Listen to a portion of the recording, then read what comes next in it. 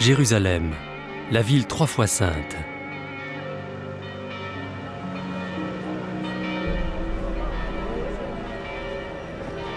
Depuis 15 siècles, sa possession n'a cessé de justifier les affrontements les plus sanglants.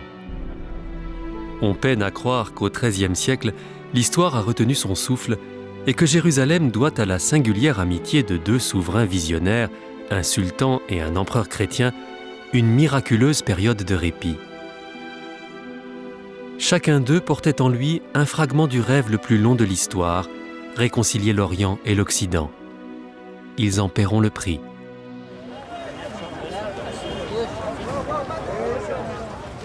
Dernier vendredi du mois d'août. Une fois de plus, l'atmosphère est tendue aux abords de l'esplanade du mont du Temple.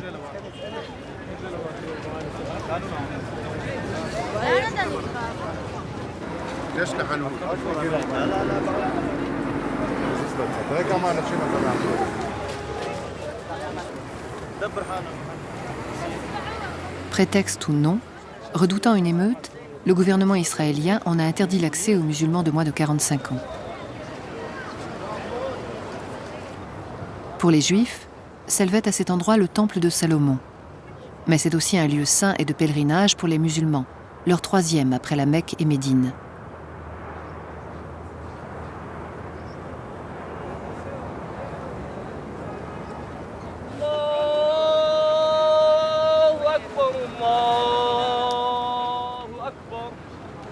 Un des jeunes hommes qui s'est vu refuser l'accès à l'esplanade appelle à la prière. Aussitôt, 200 personnes se mettent à prier dans la rue.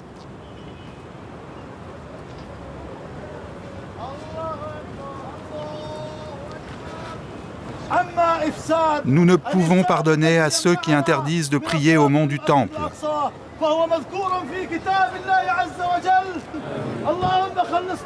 Dieu, nous te demandons de mettre fin à l'occupation de notre pays.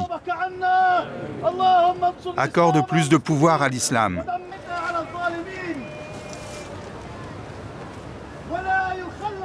Aujourd'hui, impatience et amertume rendent la paix de plus en plus improbable à Jérusalem.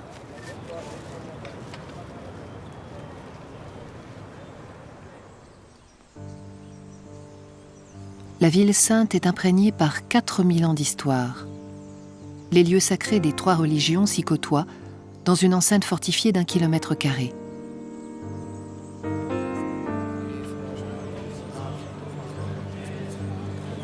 Le mur des Lamentations, où se recueillent les Juifs, est un vestige du temple de Salomon. Sur l'esplanade, le dôme du rocher est dédié à Abraham, ancêtre commun des Juifs et des musulmans.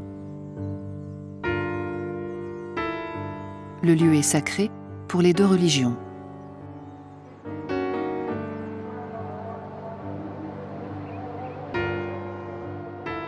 Dans la tradition musulmane, c'est de ce rocher que le prophète Mahomet serait monté au ciel. « 400 mètres seulement séparent le mont du Temple de la basilique du Saint-Sépulcre, lieu saint des chrétiens.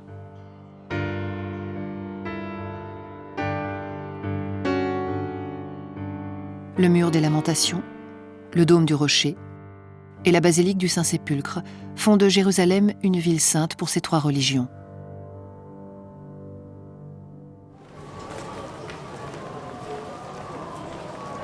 Le chemin qui conduit à la basilique du Saint-Sépulcre est celui où le Christ chargé de sa croix a vécu la Passion.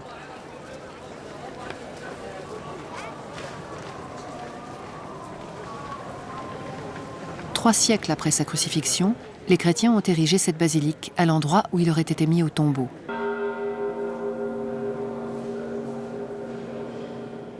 Il n'est pas un lieu de Jérusalem qui n'évoque son histoire unique.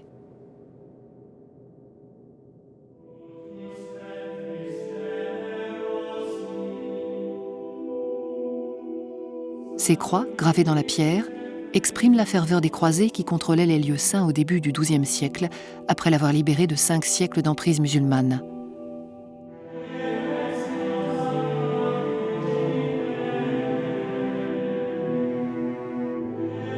À cette ferveur répondait l'exaltation des musulmans obsédés par la reconquête de la ville. Dans les deux camps, chacun était convaincu qu'il s'imposerait par les armes. Deux fièvres religieuses irréconciliables.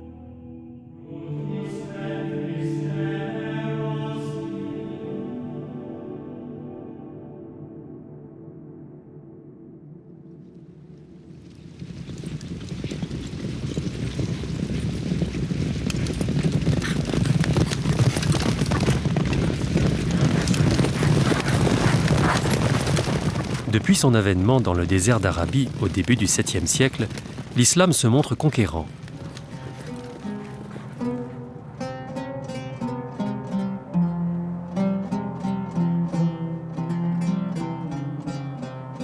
À la fin du XIe siècle, il a étendu son emprise de l'Afrique du Nord à l'Inde. Désormais, l'Occident chrétien vit sous une menace que rien ne semble devoir arrêter. Face à cet expansionnisme, la papauté décide de rassembler la chrétienté et de la mobiliser. 27 novembre 1095. Au 10e jour du concile de Clermont, le pape Urbain II, excipant de la foi menacée, appelle le monde chrétien aux armes. « Dieu le veut », répondent d'une seule voix les populations. Ce sera le cri de ralliement des croisés qui font le serment d'arracher Jérusalem des mains des musulmans. L'appel du pape à cette première croisade est transcrit dans ce document. Il exprime bien l'ampleur de la détermination et de l'hostilité de la chrétienté à l'égard des musulmans.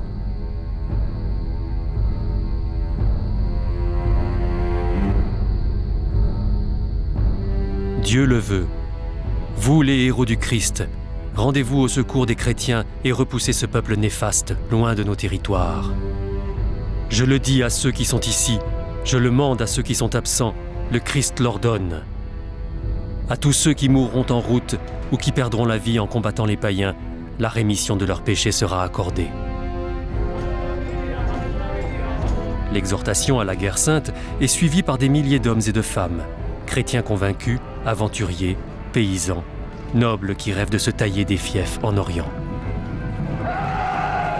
Vous savez, je pense qu'Urbain II lui-même a été étonné par le retentissement que son appel a eu.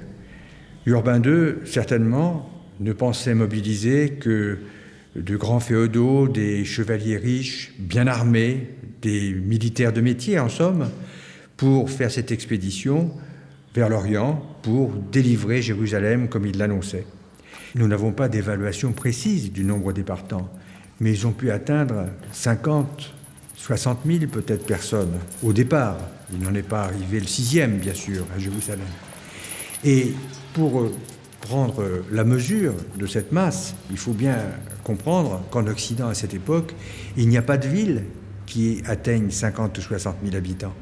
C'est donc toute une troupe qui réunit la population d'une très grande ville qui se met en marche vers l'Orient.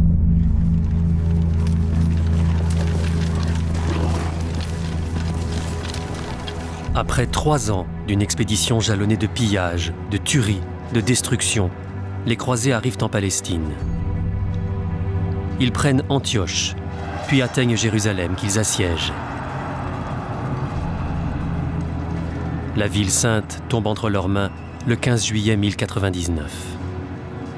Ils occupent le mont du Temple, transforment la mosquée d'Omar en église.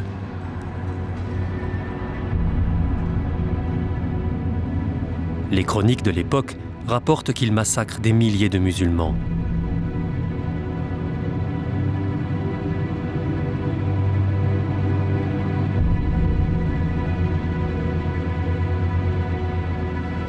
Ils s'emparent de la Palestine et établissent 4 royaumes francs d'Ascalon à Antioche.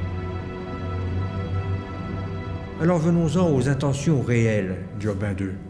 Il est probable qu'Urbain II a eu un très vaste dessein politique. Ce dessein politique, c'était d'abord d'imposer la prééminence de la papauté dans l'Occident, d'être la puissance principale, puissance spirituelle, mais une puissance spirituelle qui pouvait agir également sur les rois temporels. Et ce qui permettait d'affirmer cette puissance, c'était de réunir une armée qu'il espérait contrôler et qui se jetterait ainsi sur l'Orient afin de délivrer les lieux saints, ou en tout cas d'établir le contrôle de l'Occident sur eux, et d'imposer aussi à l'Empire byzantin son aide. Et ce dessin est vraiment un très grand dessin qui a engagé la politique de l'Occident pendant 2 siècles.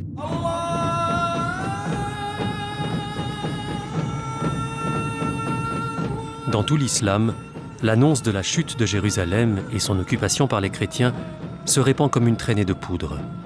L'émoi est considérable. C'est la première fois que la terre sainte musulmane se trouve aux mains des infidèles. Jouant des dissensions entre musulmans, les Francs se maintiendront pendant un siècle, jusqu'à ce que Saladin mobilise le monde arabe au nom de la guerre sainte, le djihad. Génie politique et militaire, il reprendra Jérusalem en 1187.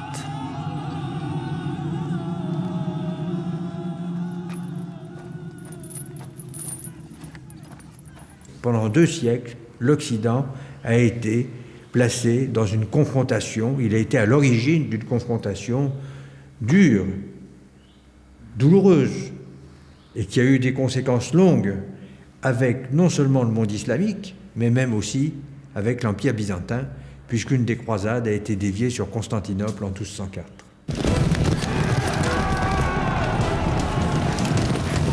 Les rois de France et d'Angleterre ripostent en levant de nouvelles croisades. En vain.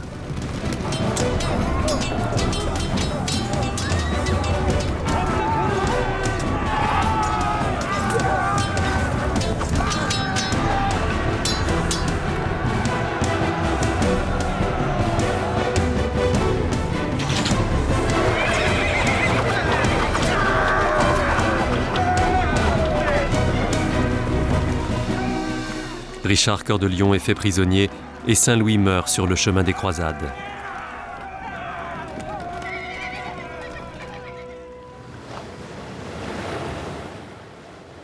À Jaffa, 134 ans après l'appel lancé par Urbain II, la guerre, le sang, la mort vont être mis hors jeu un court moment.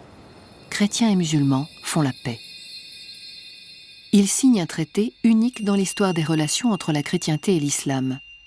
Les artisans en sont Frédéric II de Hohenstaufen, empereur du Saint-Empire romain germanique et roi de Sicile, et Malik al-Kamil, sultan du Caire. L'empereur et le sultan ont signé un accord de cesser le combat. La date est arrêtée et la paix obtenue. On le voit, cet accord n'est mentionné que d'une manière laconique par les chroniqueurs musulmans. Comme s'il pressentait sa fragilité, comme si l'évoquer risquait d'en compromettre l'existence.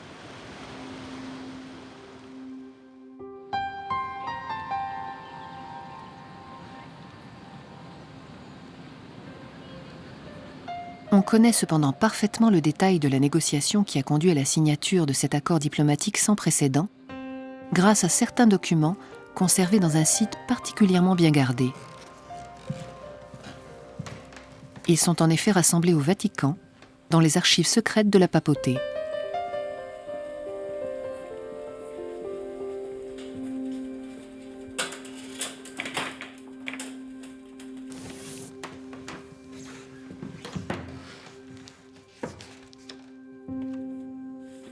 Ce document est la copie du rapport de l'envoyé du pape à Jaffa. Il relate les modalités du traité que Frédéric II a accepté au mépris de la volonté de la papauté et qui va lui valoir une hostilité qui l'accompagnera jusqu'à sa mort.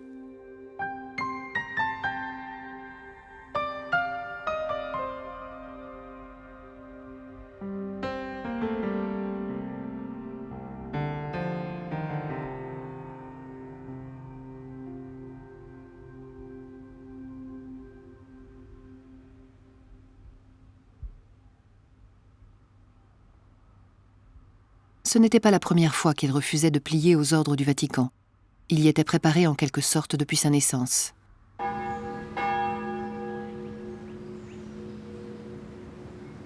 Il naît l'hiver 1194. Sa mère a décidé d'accoucher en public. L'accouchement se passe mal. 2 médecins arabes, appelés au chevet de l'accouchée, sauvent la mère et l'enfant. Tout l'Occident s'émerveille de sa naissance, sauf la papauté. On prophétise qu'il grandira comme un agneau parmi les loups, toutefois aucun d'eux n'arrivera à le dévorer. On ne pouvait mieux dire.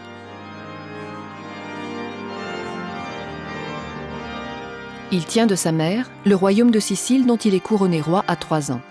À 14 ans, âge de la majorité des princes héritiers de Sicile, il se débarrasse en un jour des conseillers imposés par le Vatican. « 25 juillet 1215. À 20 ans, il reçoit la couronne du Saint-Empire romain germanique qu'il tient de son père. Dans la cathédrale, il descend lentement les marches du trône, emprunte un marteau à un ouvrier et cloue lui-même le couvercle d'un reliquaire qu'il a commandé pour remplacer celui vermoulu de Charlemagne. Le Vatican adhère non sans arrière-pensée à son sacre. C'est qu'on attend beaucoup de lui en Palestine.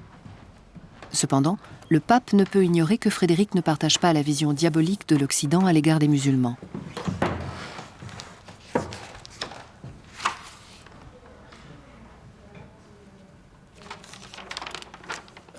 Beaucoup d'entre eux ont une vision diabolisée des musulmans, comme s'ils étaient les ennemis de l'humanité, et la chrétienté est impliquée dans cette diabolisation. Pour utiliser une expression contemporaine, il s'agit d'un choc des civilisations. Frédéric II ne conçoit pas les choses de cette façon. La raison pour laquelle il ne pense pas comme ça, c'est bien sûr parce qu'il a été élevé en Sicile, et en Sicile, même s'il y avait eu quelques révoltes musulmanes, il existait toujours un héritage très fort des cultures musulmanes et grecques. L'idée que juifs, chrétiens et musulmans vivent côte à côte, des chrétiens de tous horizons, des chrétiens grecs et des catholiques romains vivant ensemble, tout cela était accepté.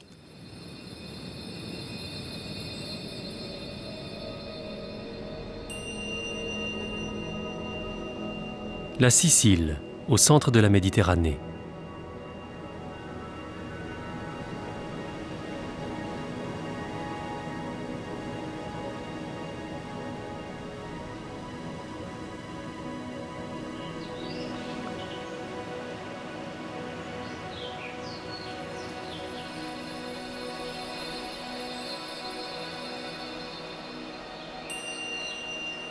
C'est dans cette île profondément imprégnée de culture arabe qu'a grandi le souverain.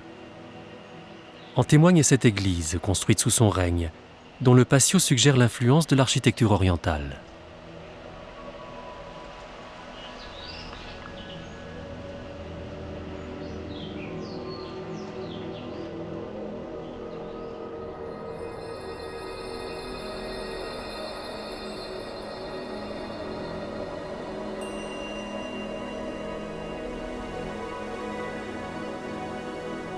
À l'origine colonie grecque, la Sicile avait subi au IXe siècle la domination musulmane. Dans la seconde moitié du XIe siècle, elle sera conquise par les Normands, qui fonderont le royaume de Naples et de Sicile. Le jeune souverain lui doit sa prodigieuse capacité de synthèse des cultures et des religions. Il parle le grec, le latin, l'arabe, le provençal et le dialecte sicilien.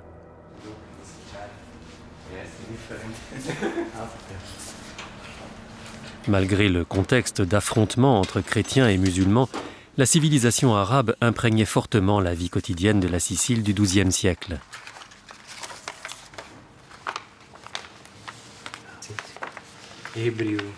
Hiroshi Takayama a étudié de nombreux documents se rapportant à la coexistence de ces deux cultures.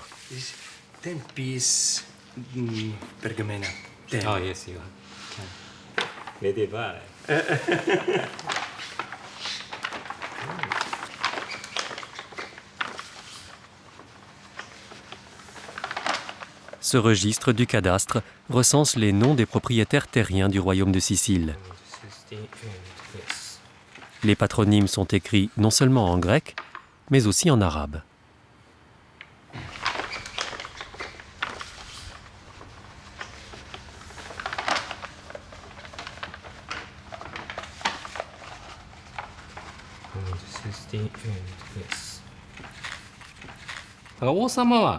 Le roi était normand et chrétien.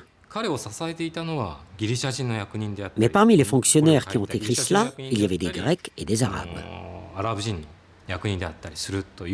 En servant le roi, ils étaient protégés. Le roi a utilisé leur talent et leur connaissance pour gouverner le royaume. Ce genre de relation s'est maintenu. C'était une des caractéristiques de ce royaume. Ce document en apporte la preuve.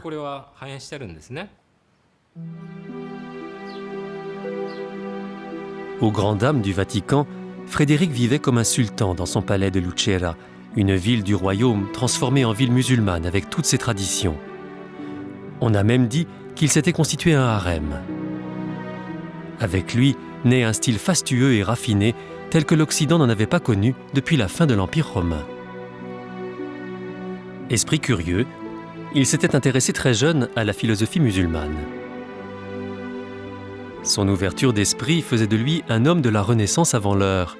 Il s'intéressait à tout, poésie, médecine, pharmacologie, chirurgie, mathématiques. Il disait ambitionner de faire voir les choses qui sont comme elles sont. S'interrogeait sur tout, créait des écoles, construisait des châteaux. Ce n'est pas par hasard s'il est représenté, entouré de sa cour, un livre dans les mains.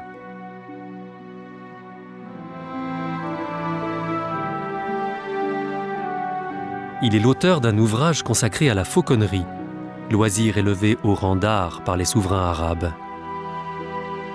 Outre des sources arabes, il a puisé dans sa propre expérience pour rédiger cet ouvrage. Son art de vivre faisait vraiment de lui un souverain singulier dans l'Occident chrétien du XIIIe siècle. Par sa double culture, il était plus que tout autre apte à comprendre et à apprécier l'âme musulmane.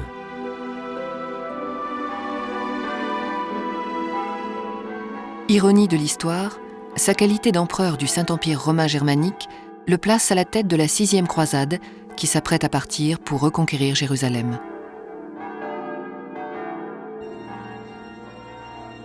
C'est sans enthousiasme qu'il fait le serment de reprendre la ville sainte aux musulmans.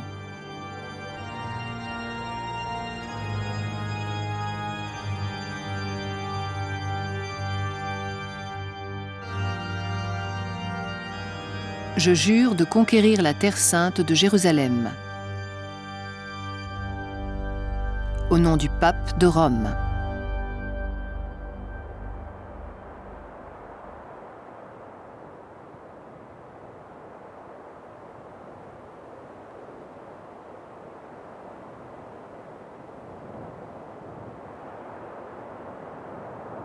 Face au Saint-Empire romain germanique, se dresse l'Empire musulman divisé entre 3 frères héritiers de Saladin. Celui que doit affronter Frédéric est Malik al-Kamil, un philosophe et un lettré, sultan du Caire, dont dépendent les lieux saints. Au moment où Frédéric promet de les reconquérir, al-Kamil propose de les restituer aux chrétiens à condition que l'empereur s'allie à lui pour combattre son propre frère, sultan de Damas. Frédéric accepte le marché. Sur ces entrefaites, le frère ennemi d'al-Kamil meurt. Désormais, ce dernier n'a plus besoin de l'aide de Frédéric II. Entre le respect de sa parole et sa responsabilité de gardien des lieux saints musulmans, il hésite.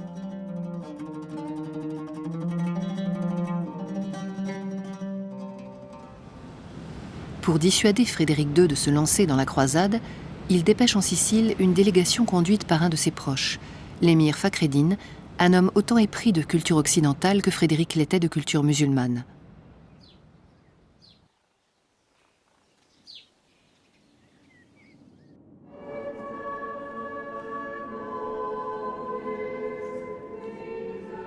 L'accueil de Frédéric est chaleureux.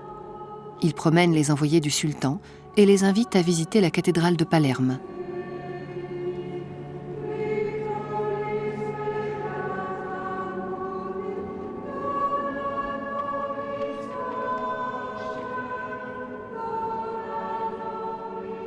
Fakhreddin écrit à al-Kamil qu'il a été surpris d'y découvrir des alvéoles de style persan,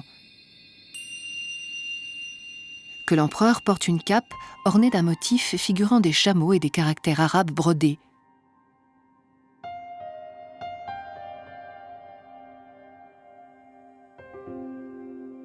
Beaucoup des familiers de l'empereur sont musulmans, constate-t-il. Dans la ville, le muezzin fait retentir chaque jour l'appel à la prière. Il y a 300 mosquées dans Palerme et beaucoup d'Arabes paraissent vivre ici en toute quiétude. Fakhreddin conclut: tout ce qu'on dit sur Frédéric II est vrai. Ces rapports inspire une telle confiance à Al-Kamil qu'il décide d'écrire personnellement à Frédéric II. C'est le début d'une longue correspondance. Dans cette correspondance, ils évoquent la course des étoiles, la logique d'Aristote, la circulation du sang, l'application de l'algèbre à la géométrie, l'immortalité de l'âme. Chacun cherche à surpasser l'autre en sagesse et en savoir et évite subtilement d'aborder les sujets qui opposent. Ils s'offrent mutuellement des cadeaux. Al-Kamil, cet instrument d'observation astronomique. Un palais au Caire, un éléphant, des dromadaires, des singes. Frédéric, son cheval et ses harnais d'or. Petit à petit, leur relation s'empreint d'amitié, de complicité et de respect.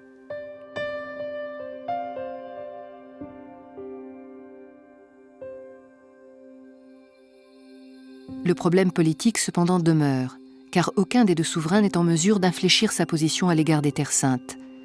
Il leur faudra bien pourtant trouver une solution.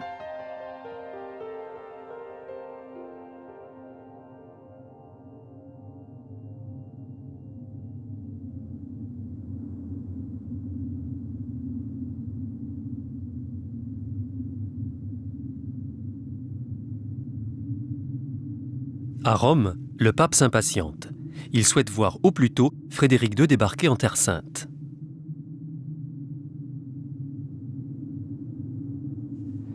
Au cours de l'été 1227, l'empereur rassemble dans un port du sud de l'Italie une armée recrutée dans l'Europe entière. Les croisés, portés par la chrétienté, sont fêtés. Dans toute l'Europe retentit « Dieu le veut, Dieu le veut ». Ils embarquent sur 50 vaisseaux depuis le port de Brindisi, départ habituel pour la Terre Sainte. C'est la 6e croisade.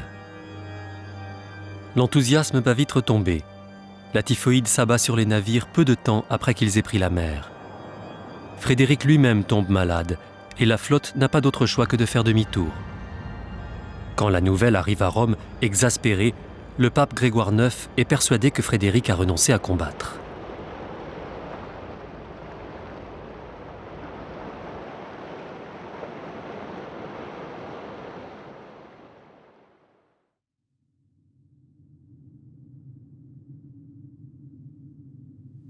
Ayant échoué à le faire assassiner, il l'excommunie le 28 septembre 1227 au prétexte d'avoir renié son serment.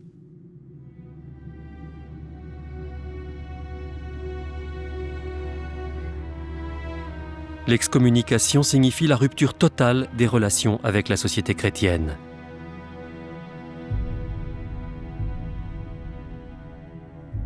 Pas seulement l'interdiction de rentrer dans les églises ou de recevoir les sacrements, mais aussi celle de fréquenter tous les chrétiens qui doivent refuser tout contact avec l'excommunié. C'est une forme de mort civile et religieuse.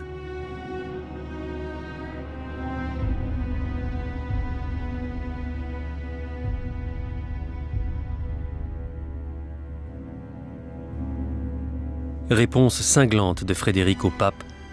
Les papes sont des loups déguisés en moutons. La guerre est ouverte entre les deux hommes.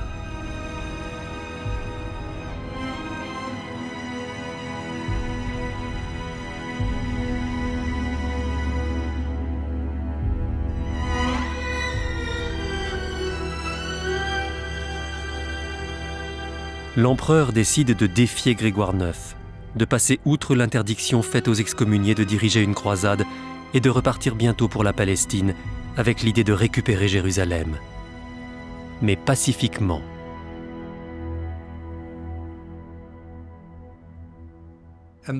Et c'est très courageux, parce qu'aucun excommunié n'était jamais parti en croisade. C'était tout à fait extraordinaire. C'était un défi contre l'autorité du pape.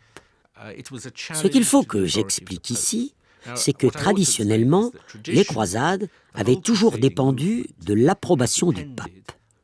La croisade avait été déclenchée par les papes. C'était des guerres du peuple, au fond. Le fait qu'un empereur, qui est à bien des égards, comme je l'ai dit précédemment, une sorte de rival du pape, l'entendre dire « Je vais faire ma propre croisade, je n'ai pas besoin du pape pour me rappeler que ceci est une guerre sainte », est quelque chose que le pape prend comme un défi ouvert. Donc, vous commencez à comprendre pourquoi le pape veut excommunier Frédéric II Pourquoi c'est une relation difficile? Car ils sont en compétition pour la même chose, l'autorité politique universelle.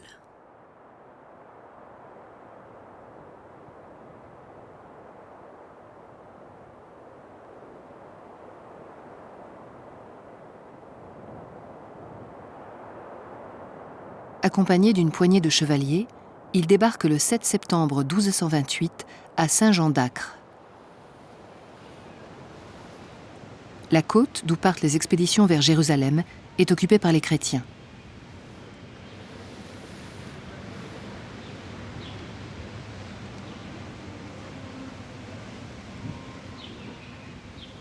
Dans la ville, les croisés avaient creusé un réseau de souterrains long de plus de 600 mètres.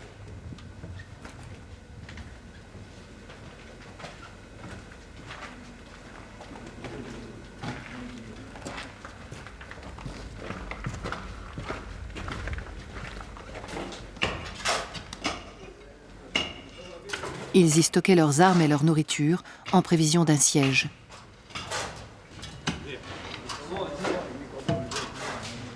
L'armée chrétienne de Jérusalem, composée de chevaliers du Temple et des hospitaliers, y avait installé ses quartiers.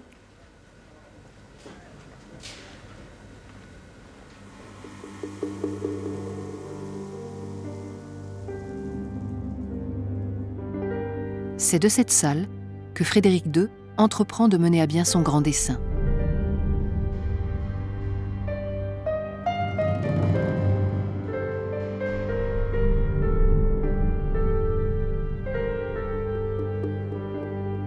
Va débuter une nouvelle correspondance entre les deux souverains.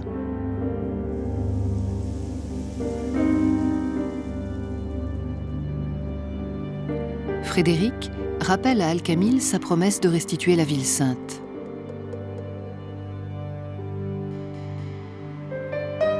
Cède-moi Jérusalem. C'est la seule condition pour que je puisse retourner dans mon pays. Mon honneur aux yeux des chrétiens est en jeu. Je n'en demanderais pas tant si je ne craignais pas de perdre mon prestige aux yeux des Francs. Al-Kamil, je n'ai pas l'intention de céder Jérusalem. Je dois écouter la voix des musulmans. Ce que tu me demandes est beaucoup. Cela va faire crier le petit peuple. Le sultan se sait toutefois dans une situation difficile. D'un côté, il n'a pas oublié sa promesse à Frédéric, dont il veut garder l'amitié. De l'autre, céder la ville sainte entraînerait une révolte du monde musulman et emporterait son trône. Il argumente. Les circonstances ont changé, mais mes sentiments envers toi sont demeurés les mêmes. Frédéric décide de se rapprocher de Jérusalem avec son armée. Les deux souverains poursuivent tout de même les négociations, sans jamais fermer la porte à une solution pacifique.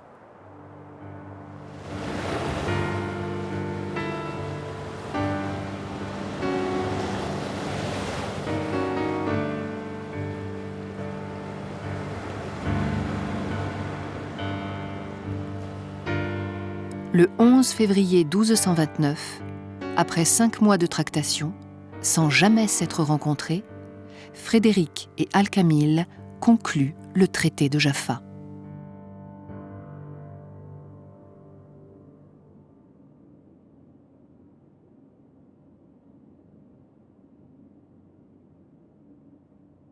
Neuf clauses traduisent l'âpreté des discussions, mais aussi l'intelligence, le grand sens politique des deux hommes.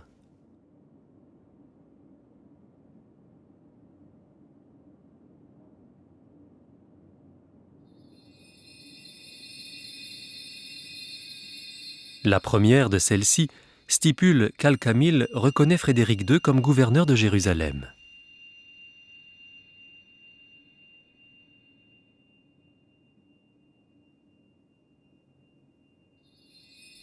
C'était, de la part du sultan, permettre à l'empereur chrétien de ne pas perdre la face à l'égard du pape. En retour, la seconde clause prenait en compte une exigence d'Al-Kamil, selon laquelle Frédéric ne s'immiscerait jamais dans l'administration du mont du Temple, qui serait gouverné selon la loi islamique.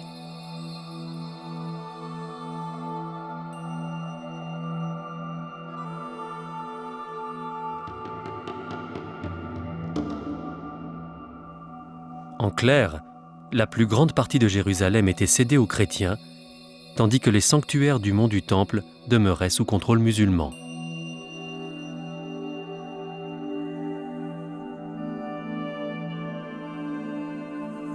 Que 130 ans depuis la première croisade, la ville sainte soit administrée à la fois par les chrétiens et les musulmans était une idée plus que novatrice, on peut dire révolutionnaire pour son temps.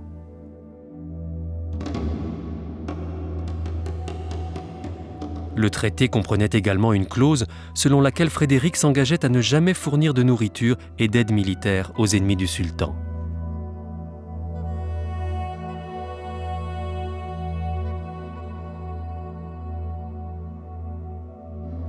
Une autre condition, la 8e, stipulait que si les chrétiens s'opposaient à ce traité, Frédéric s'engageait à soutenir le sultan. Cela signifiait, ni plus ni moins, que l'empereur chrétien acceptait de combattre aux côtés des musulmans, éventuellement même contre l'armée de la papauté, si elle s'opposait au traité et attaquait Jérusalem.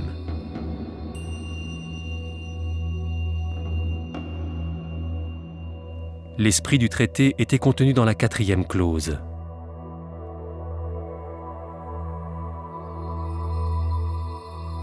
Elle précisait que si le caractère sacré du mont du Temple était respecté, les chrétiens pourraient s'y rendre en toute liberté et quiétude. C'était un pas considérable.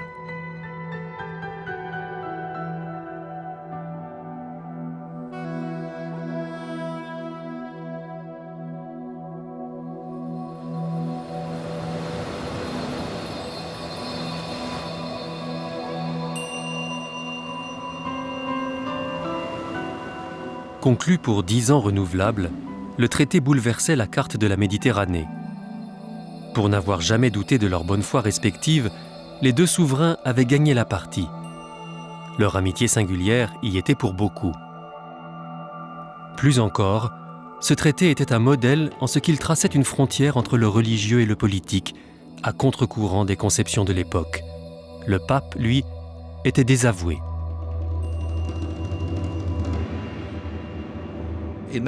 Dans un sens, la solution de Frédéric II me semble la bonne. On ne peut pas commencer à s'emparer des territoires religieux d'autrui. Vous devez respecter les désirs religieux de chaque bord. C'est pourquoi Frédéric II a son importance en montrant que le mont du Temple provoque une telle émotion. Peut-être existe-t-il une solution, et que cette solution implique que le statu quo demeure, et qu'il ne s'agit pas de contester la question de la souveraineté.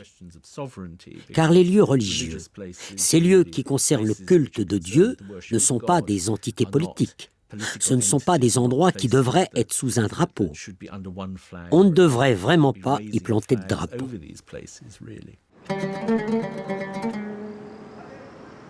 Le 17 mars, un mois après la signature du traité, Frédéric II, guidé par les aides de camp d'Al-Kamil, pénètre pour la première fois dans Jérusalem.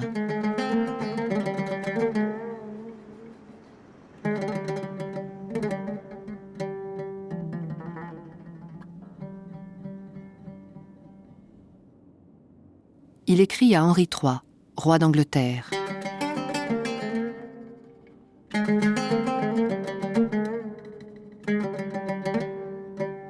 Par un miracle, plutôt que par la force, nous sommes arrivés à une conclusion que de nombreux souverains du monde n'ont jamais été capables d'obtenir par la force, quelle qu'ait été leur grandeur.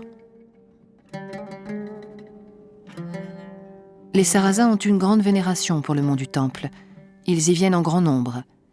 Il est dans leur caractère de pèlerins de vénérer selon leurs coutumes, et en conséquence, nous devons leur permettre de venir.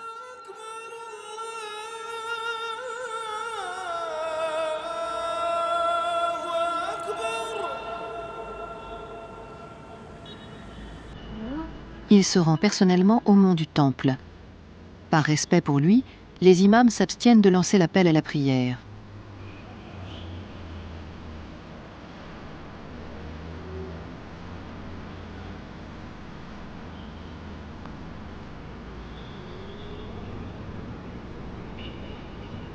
Quand il s'en rend compte, il leur dit « Oh, cadi, vous changez vos rites religieux à cause de moi?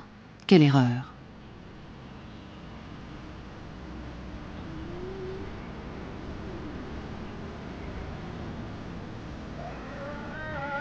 Alors, ils entonnent l'appel à la prière.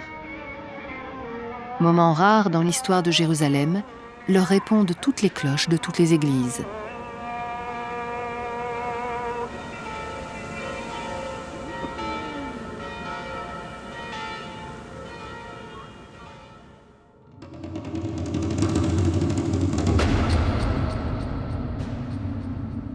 De retour en Sicile, Frédéric II est désavoué publiquement par Grégoire IX, qui considère que ce traité de paix avec les musulmans est un pacte avec le diable. Jamais plus, il ne reviendra en Terre Sainte. Le pape maintient l'excommunication dont est frappé l'empereur. Alors que Frédéric II s'est retranché dans son palais de Palerme, Grégoire IX convoque un concile visant à le détrôner en formant des alliances avec les rois chrétiens, dont Saint-Louis. La plupart refusent. Le rêve partagé avec Al-Kamil ne durera que 15 ans. Car 6 ans après la mort du sultan du Caire, ses successeurs enlèvent définitivement Jérusalem aux Francs. Nous sommes le 23 août 1244. 2 croisades levées par la chrétienté ne parviendront pas à reconquérir les lieux saints. Saint Jean d'Acre tombe le 18 mai 1291. C'est la fin de la présence occidentale en Palestine.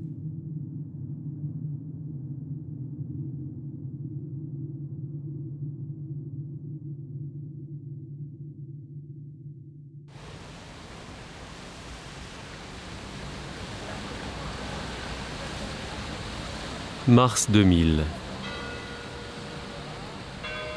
Jean-Paul II exprime la repentance du monde chrétien pour les croisades.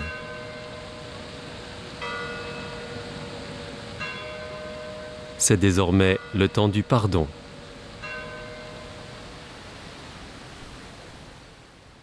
Chiediamo perdono per le divisioni che sono intervenute tra i cristiani, per l'uso della violenza che alcuni di essi hanno fatto nel servizio alla verità e per gli atteggiamenti di diffidenza e di ostilità assunti talora nei confronti dei seguaci di altre religioni.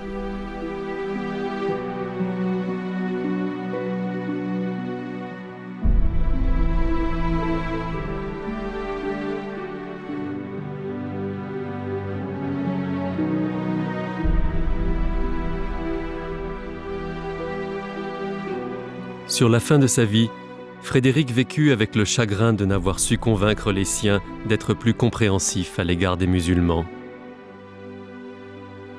C'est ce qu'il confesse dans cette lettre écrite en arabe.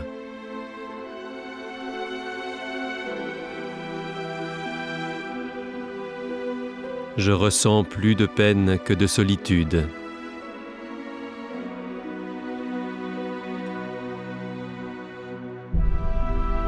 De son côté, Al-Kamil s'est retrouvé contesté par les siens pour avoir livré Jérusalem aux chrétiens. Il meurt en 1238 dans une grande solitude. Il sait qu'après lui, Jérusalem ne connaîtra plus la paix.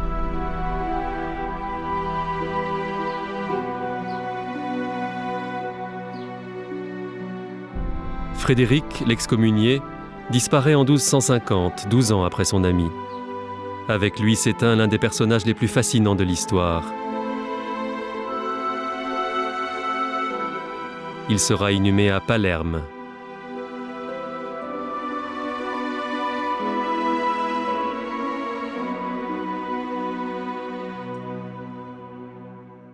Cette gravure de la dépouille de Frédéric, gisant dans un sarcophage, a été réalisée 2 siècles après sa mort.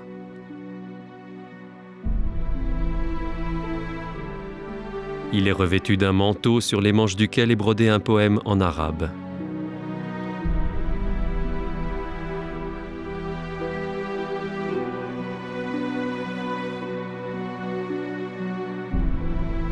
Ô mon ami, ô le plus grand, le plus honnête, le plus sage, un vainqueur.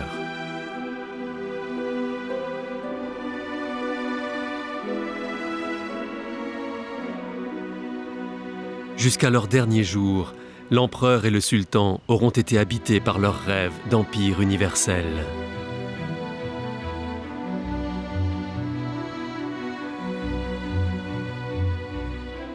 Jérusalem se souvient-elle aujourd'hui de Malik al-Kamil, le musulman, et de Frédéric II, le chrétien, qui avait rêvé, le temps d'un souffle, de réconcilier ces deux mondes antagonistes.